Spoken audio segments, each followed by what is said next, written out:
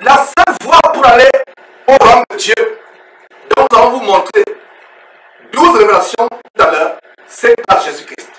Et il y a quelque chose que j'ai découvert en lisant Genèse chapitre 28, versets 12 et 17. Quelque chose que j'ai découvert. Jacob avait déjà rêvé de Jean chapitre 14, verset 6. Terminons cette introduction par cette grande révélation. Pas les 12 révélations au sujet du paradis ou du royaume de Dieu, mais tout simplement au sujet de Jésus-Christ qui est la porte du ciel. Jésus-Christ qui est la porte du ciel. Parce que nous voyons en Jean chapitre 14, verset 6, notez ce verset. Jésus dit, je suis le chemin, la vie et la vérité. Nul ne vient au Père que par moi.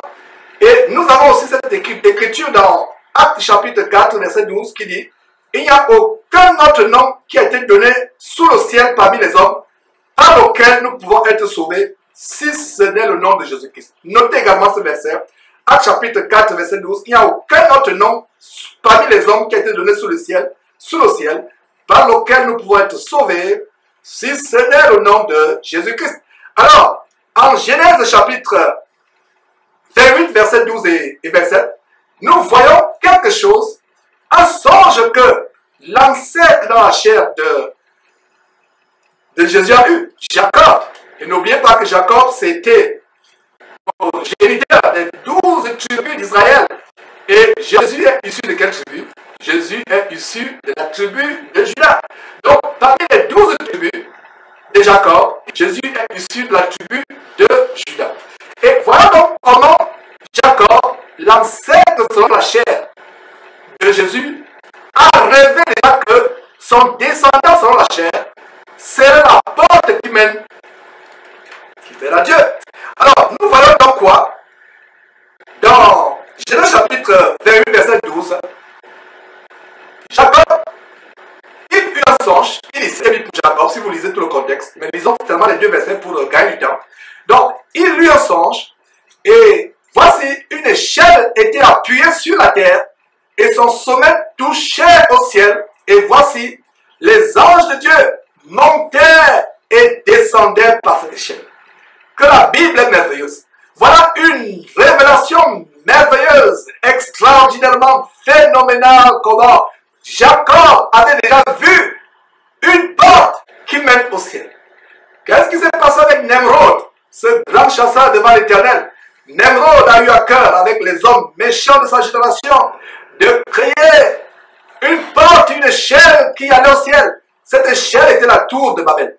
Ils ont essayé la tête de Dieu par leur propre voix. Alors que depuis Genèse chapitre 3, verset 15, quand Dieu dit à la femme, je mettrai inimitié entre ta postérité et la postérité du serpent. Est-ce qu'une femme a la semence? Parce que dans certaines Bibles, comme la Bible King James, dans Genèse chapitre 3, verset 15, je cite en passant, notez tout simplement, pour vous rechercher plus tard. Genèse chapitre 3, verset 15, quand Adam et sa femme ont péché, Dieu a prononcé des malédictions sur chacun d'eux, et même sur le serpent, figurativement le diable. Dieu, notre Dieu, a proféré des malédictions. Et s'agissant de la femme, en Genèse chapitre 3, verset 15, c'est là où Jésus a annoncé, ça c'est la bonne révélation qui est donnée à la femme, Ève, en sachant que je mettrai entre toi et le serpent inimitié, c'est-à-dire un mur de séparation, entre toi et le serpent, entre ta postérité ou semence et sa postérité. Il y a une semence de Satan. Et de même que vous et moi, nous naissons de nouveau de l'Esprit de Dieu, quand nous recevons cet Esprit de Dieu, il y a certaines personnes qui reçoivent la semence du diable en naissant de nouveau de Satan. Et ça se produit généralement dans des sociétés secrètes comme la franc-maçonnerie, pour ceux qui atteignent le 33e degré de la franc-maçonnerie. C'est ainsi que c'est un choc pour nous. C'est fut un choc pour nous quand nous avons découvert que les soi-disant hommes de Dieu, vénérés, adorés, adulés, comme Billy Graham, ont atteint le 33e degré de la franc-maçonnerie. Vous avez des personnes aussi comme le fondateur de l'église satanique brésilienne, l'église qui est répandue à travers le monde, l'église universelle du royaume de Dieu, pour ne pas dire du royaume de Satan, de dire Macedo, cette abomination, cette entreprise d'escroquerie et de prostitution d'égarement spirituel à travers le monde. Eddie Macedo, lui aussi, est parmi les gens qui ont atteint le 33e degré de la franc-maçonnerie. Non, il n'a pas atteint le 33e degré, mais des francs-maçons. Voilà, il n'a pas atteint, mais certainement qu'il est en train de poursuivre cela. Je corrige, donc il est parmi les francs-maçons. Les francs-maçons. Et vous avez dans les francs-maçons, c'est donc quand un homme atteint le 33e degré de la franc-maçonnerie, comme Billy Graham, comme le révérend, je ne sais pas comment il s'appelle, il y a un noir très célèbre aux États-Unis, Jackson quelque chose, voilà, ce révérend, il se donne le nom pompeux, ils ont atteint le 33e degré de la franc-maçonnerie, ça veut dire qu'ils sont nés de la semence du serpent. Je ne vais pas vous égarer, mes frères et sœurs, je vous montre le point là où je vais en venir. Donc, quand dans Genèse chapitre 3, verset 15, Dieu dit à la femme, je mettrai entre toi et le serpent un mur de séparation, entre ta postérité et sa postérité. La postérité ici, dans la Bible King James, c'est seed. Traduit en français, semence. Lui, ce qu'on n'a pas clairement traduit la pensée de Dieu par rapport à cette malédiction, c'était semence. Est-ce qu'une femme a une semence? Une femme n'a pas de semence. La semence est l'homme. Donc, techniquement, cliniquement, biologiquement, c'est une erreur de dire que, pour Dieu de dire que Satan, la postérité de Satan, la semence de Satan et la semence de la femme seront séparés par un mur qui va jusqu'au ciel. Quelle est la révélation dans ce verset? La femme devait avoir plus tard un enfant sans avoir besoin d'une semence humaine. Parce qu'il n'y a que l'homme qui a la semence. Donc, la semence de la femme, voilà le verset, Genèse chapitre 3, verset 15, qui annonce Jésus-Christ. Voilà la première révélation, voilà la première prophétie biblique sur l'avènement de Jésus-Christ. Genèse chapitre 3, verset 15. Je mettais inimitié entre toi, la femme, Ève, et la postérité de Satan. Entre toi, Ève, et Satan. Entre ta postérité à toi, Ève, et la postérité du serpent. La femme n'ayant pas de postérité, qu'est-ce que nous comprenons? C'est Jésus-Christ qui est annoncé, parce que plus tard, le premier homme au monde à venir sur terre, à naître sans l'apport génétique d'un homme, sans l'apport du spermatozoïde d'un homme. C'est notre merveilleux glorieux Seigneur Jésus-Christ. Donc, plus tard, nous voyons que Jésus-Christ est le sujet de toute la Bible. Tous les prophètes, toutes les prophéties, tous les prophètes annonçaient le retour de Jésus-Christ. Jérémie, Ésaïe, tous les prophètes ont parlé de lui. Et qu'est-ce qui est intéressant ici? Nous voyons comment Jacob a un songe. Jacob a vu un songe dans Genèse chapitre 28, verset 12 qu'on vient de lire. Et alors aussi même au verset 17 toujours, où le verset 17 parle même de la porte du ciel. La porte du ciel, voilà, mes frères et sœurs. Verset 17, il eut peur et il dit, ce lieu est redoutable. C'est ici la maison de Dieu. C'est la porte des cieux. La porte des cieux. Nemrod et les hommes méchants de son époque, rebelles à Dieu, ennemis de Dieu, ont voulu créer une porte vers le ciel. Mes frères, allez suivre l'émission qu'on a faite sur l'inauguration du tunnel de Saint-Gothard, le symbolisme ésotérique, mystique qui arrive derrière, la porte vers les étoiles à travers le tunnel de Saint-Gothard. Et allez aussi suivre nos émissions sur le CERN ou nos vidéos sur la NASA, les projets de comment ouvrir la porte des étoiles, ouvrir la porte pour rentrer en contact soi-disant avec Dieu, soi-disant avec les entités, les anges déchus. Mes frères, la Bible nous montre des merveilles. Voilà la véritable porte des cieux que Jacob avait vue. Et cette porte du ciel, c'est Jésus-Christ. Comparez ce verset. Oh, mes frères, vous qui êtes Jésus-Christ, prenez des notes. Ne venez pas avec des feuilles volantes, venez avec des blocs-notes. Parce que je vais vous demander de faire l'exercice plus tard. Comparez le verset 17 de Genèse 28 avec Jean chapitre 10, verset 1 et 9. Parce que dans Jean chapitre 10, verset 1 et 9, Jésus dit, je suis la porte du ciel. Je suis la porte. si quelqu'un veut aller au ciel autre que moi, c'est la porte du diable. La seule porte. Donc, conclusion, voilà la porte des cieux que Jacob avait vue en songe.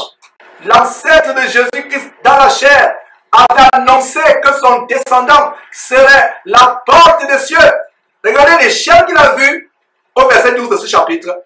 Les anges montaient et descendaient sur cette échelle. Et plus tard, la révélation arrive au verset 17. Quand Jacob dit, c'est ici la porte des cieux. Et comparez maintenant ce verset 17 de Genèse chapitre 28 avec Jean chapitre 1, plutôt Jean chapitre 10, verset 1 et 9, où Jésus dit, je suis la porte du ciel, je suis la porte. Si vous voulez aller à Dieu, passez par moi. Comparez aussi ce verset 17 de Genèse chapitre 28 avec Jean chapitre 14, verset 6. Jésus dit, je suis le chemin, la vie et la vérité. Nul ne vient au Père que par moi. Comparez aussi avec Actes chapitre 4, verset 12, où il est dit, il n'y a parmi les hommes sous le ciel aucun nom qui a été donné par lequel nous pouvons aller au ciel, aller à Dieu, si ce n'est Jésus-Christ. Mes frères et sœurs, voilà l'introduction que je voulais donner.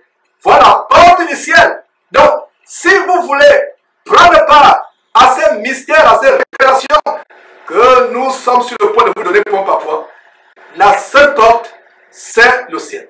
La porte n'est pas Mahomet, la porte n'est pas Krishna, la porte n'est pas Bouddha. Ces gens sont morts. Bouddha est mort. Krishna est mort. Mahomet est mort. Ils ne sont pas ressuscités. La seule personne qui est morte sur la croix pour vous et pour moi, c'est le Seigneur Jésus-Christ. Dieu l'a ressuscité des morts puissamment et l'a élevé à sa droite, la droite de Dieu, dans les lieux célestes. Et nous sommes spirituellement avec Christ dans les cieux. Donc l'échelle de Jacob était la préfiguration de la porte qui mène aux cieux. Puisqu'il dit bien, c'est ici la porte des cieux.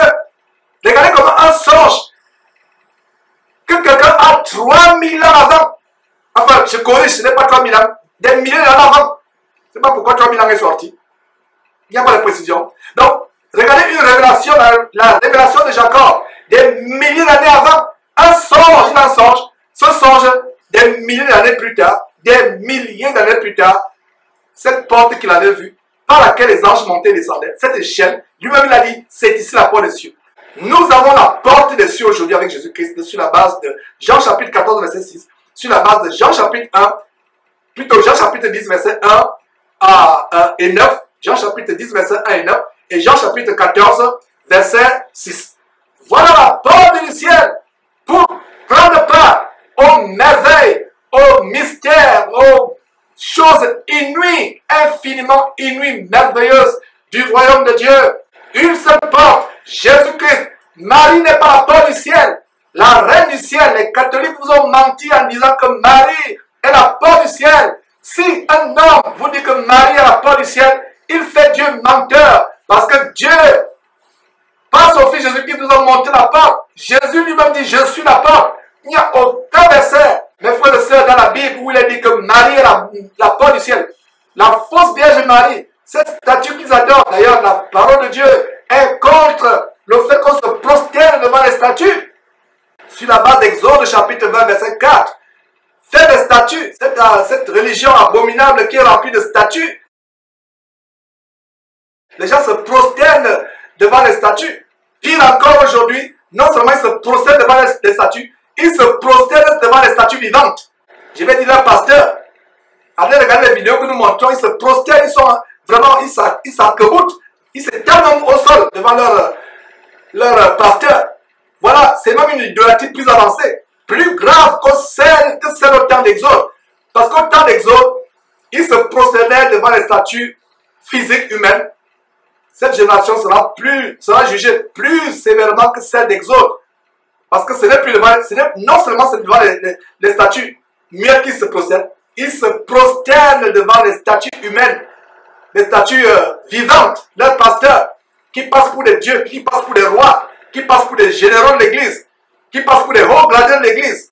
Donc, mes frères, sans plus tarder, nous allons voir point par point les grandes révélations au sujet du ciel. La première révélation, mes frères et sœurs, c'est que nous avons des trésors au ciel. Il y a des trésors.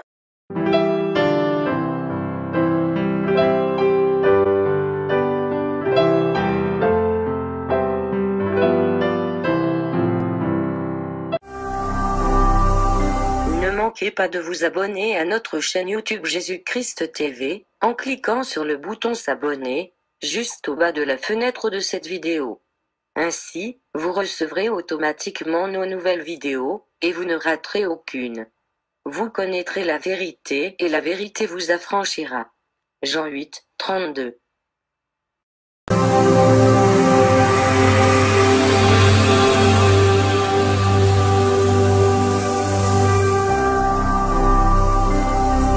Jésus-Christ TV, vous connaîtrez la vérité et la vérité vous affranchira.